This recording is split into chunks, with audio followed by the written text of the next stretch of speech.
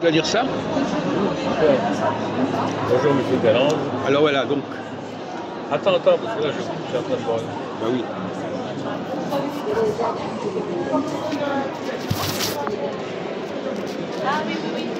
Voilà, c'est bon. Donc je suis avec Jean-Marie Delange et on vient de tirer la carte amoureux, disons.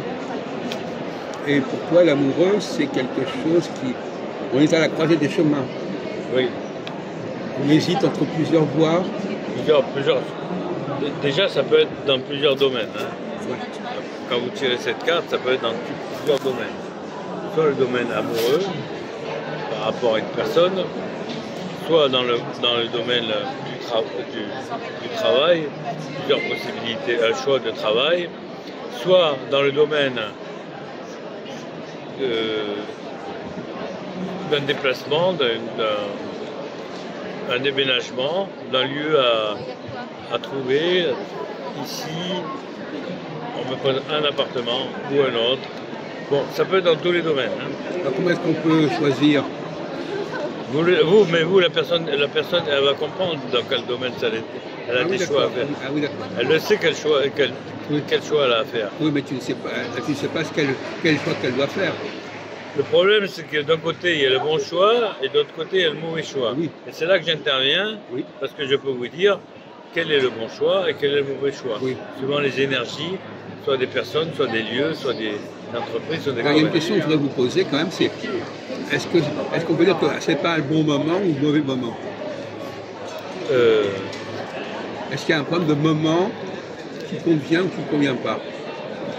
Là, la première chose, c'est de trouver où est le bon choix. Après le moment, c'est la personne à le déclencher aussi. Hein. Moi, personnellement, ce qui m'importe professionnellement, ce que je veux dire, c'est de dire si c'est la bonne période ou la mauvaise période. Ah ben, il me faut les dates. Janvier, février, mars. Ça, oui, on peut leur répondre à ça aussi. Ah d'accord. Il me faut donner des périodes, des dates, oui. Des mois, des jours. Voilà. Oui. Là, oui. On peut choisir le times, le temps. Très bien, oui. On peut le choisir, on peut le définir. Et alors tu le fais par rapport à quoi? À la numérologie, à l'astrologie? À la radiesthésie. À la radiesthésie, oui. Le temps idéal pour le faire. Oui, le moment idéal, oui. Voilà. Mais c'est surtout cette carte-là, le choix à faire, je la sors souvent parce que les personnes, ils hésitent beaucoup par rapport à certaines choses. J'ai remarqué que tu es tombé surtout sur des cartes comme ça où on dit aux gens, oui. Vous pouvez aller à droite, à gauche. Ils ont des choix à faire importants. C'est des choix importants des fois. Changer de travail. Si je change de travail, ça va être meilleur que celui-là. Je regarde l'ancien travail, le nouveau travail. Oui, et je réponds à la personne. D'accord. Très important. Choix. Tu réponds d'après quoi? D'après ton inspiration? D'après tes anges? C'est les messages que je reçois de là-haut. Quand je fais le pendule, c'est pas moi qui réponds. Oui. Parce que ça ne me concerne pas, moi. Je pense à... Je demande à la personne de penser au choix. Je demande à la personne de penser au choix à faire. C'est-à-dire, est-ce que cette maison est bonne? Je vais répondre 70. Est-ce que l'autre sera meilleur? Je réponds 90, 100%. Je vais dire oui, l'autre elle est meilleure. C'est toi qui réponds ou c'est la personne qui répond? C'est pas moi qui réponds. C'est la personne qui... Non, c'est là-haut, c'est oui, mon ange. Oui. C'est mon ange, moi ça ne me concerne pas, je laisse faire. Oui, bien sûr, bien sûr.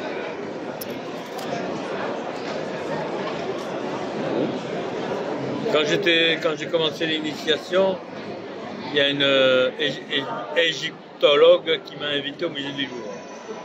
Je suis allé avec un appareil photo, alors que c'est interdit.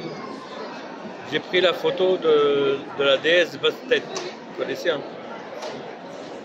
Elle fait au moins 2 mètres de haut en grès noir. Elle est magnifique. Et j'ai pris la photo. Bastet, elle a un renforcement là, sur le ventre. Quand j'ai développé la photo avec le flash, quand j'ai développé la photo, le flash marquait un pendule égyptien. Alors, Tiens, c'est bizarre. Alors, on voyait bien blanc. Hein. C'est bizarre, un pendule. Et je ne travaillais pas avec le pendule. Moi. Donc j'ai acheté un pendule, je l'ai mis. Et tenez-vous bien, il bougeait tout seul. C'est pas moi qui lui demandais rien, il bougeait. Donc j'ai commencé à travailler avec le pendule et je me suis aperçu que c'est lui qui répondait. Moi, c'est le pendule qui... Donc c'est un message pour me dire achète un pendule et je vais te guider. Il y a combien de temps ça? Oh là, il y a 30 ans. Voilà, c'est une belle expérience que j'ai connue par rapport au... Alors, le nom de tel ange, c'est un nom que tu t'es choisi? Non, je me suis levé le matin parce qu'il me fallait un nom de travail. Je ne travaille pas un mage, il ne travaille pas avec son nom de famille. Un occultiste, il ne travaille pas avec son nom de famille, il travaille avec un nom de travail. Tel ange, je me suis levé la nuit, je l'ai écrit, et le prénom aussi, Jean-Marie, c'est pas mon prénom. Non. Et j'ai gardé ce nom, et même Arc-en-Ciel aussi, la société, je l'ai écrit aussi. Et j'ai trouvé ça bien, je l'ai gardé. Ah oui. Mais c'est des messages de là-haut, ça ne vient pas de moi. Hein. Alors là-haut, c'est quoi là-haut? Ben, les anges, les maîtres ascensionnés. Il y a un monde parallèle, c'est ça? Oui, c'est un monde supérieur, c'est une énergie supérieure. Il faut prier, tu pries, comment ça se passe? C'est pas des prières, c'est des invocations. C'est quoi? Invocation. Invocation. J'invoque son nom d'abord et je fais une prière d'invocation. Oui, c'est une prière, mais d'invocation directe. C'est pas comme une prière que vous faites par l'esprit, parce que les prières que vous faites par l'esprit, ça peut se perdre dans l'astral.